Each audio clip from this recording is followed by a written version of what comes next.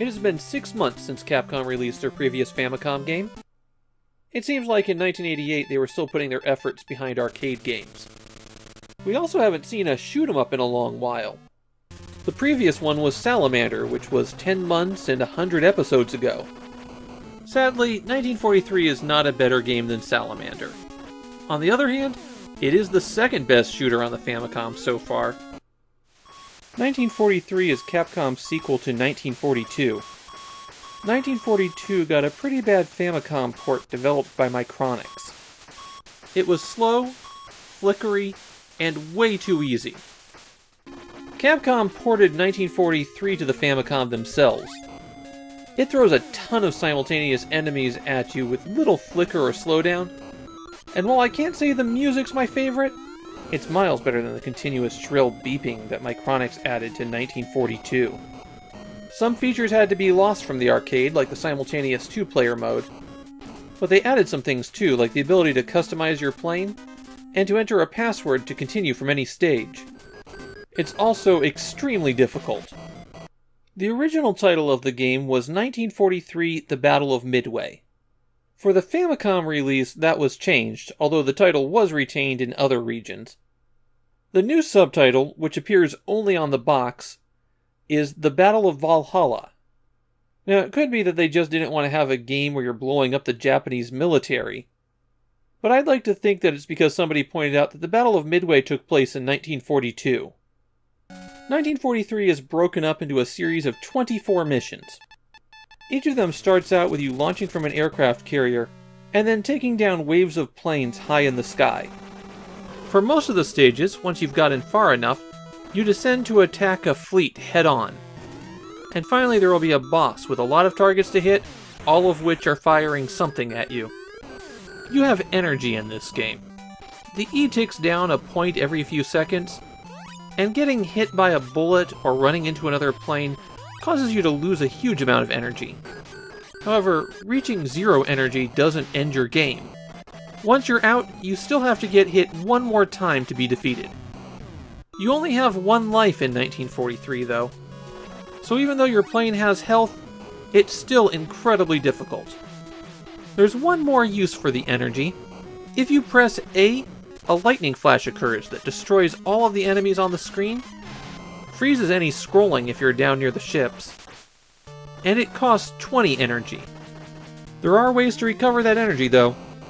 If you see a formation of red planes, you can destroy all of them to make a power-up drop. Often it'll be a POW, and that recovers a small amount of energy. Shooting the POW can make it cycle through weapon pickups, but if you keep shooting and keep cycling, eventually it'll get to a fuel tank that restores a significant amount of energy. You also get energy for completing a stage, of course, and if you can find one of these pinwheels, that'll refill your energy to maximum.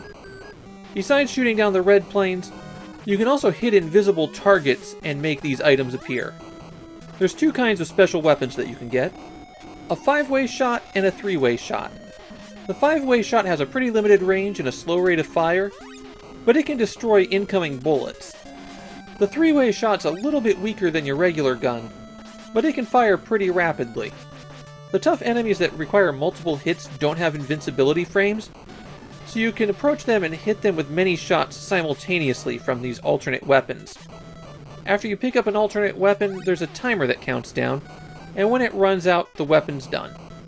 You have one more special attack in your arsenal.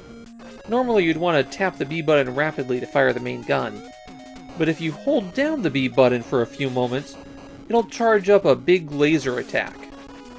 That attack both does extra damage and penetrates targets.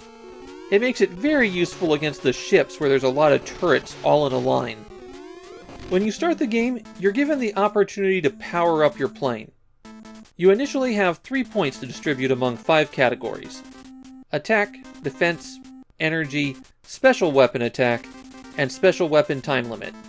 While you're playing and hunting for power-ups, you can reveal one of these invisible bamboo shoots. Run into it and you get 1 more point to add into one of your stats. And you will need those upgrades. 1943 has a bad tendency to throw planes at you from multiple directions simultaneously, and even worse are these large vehicles that tend to block your shots at other things. You could get really chewed up having one of those in the way of incoming planes. And it's not too long into the game before they start sending you 3 or 4 of these at once. When you get down to the surface attack, you have to take out as many targets on the ships as you can. If you don't take out enough, it'll send you back to the beginning of the raid. When you do get a game over, you'll get your password in the lower right-hand corner. And the game also gives you unlimited continues to try to beat it. I have 2 significant problems with 1943. The first is that it's a bit dull to look at. There's a lot of flying over open water in this one. The other thing is that the game has a tendency to repeat itself. A lot of the bosses and surface attacks are very similar to each other. Since there's 24 missions, it does make the game feel a bit padded. 1943 is a good, albeit extremely challenging shooter. The fact that they give you a password, though, means that it never really winds up being frustrating. In fact, I'd say it's the best shoot-'em-up that Capcom released on the system. Okay, they only released 2 shoot-'em-ups, but still, it's pretty good.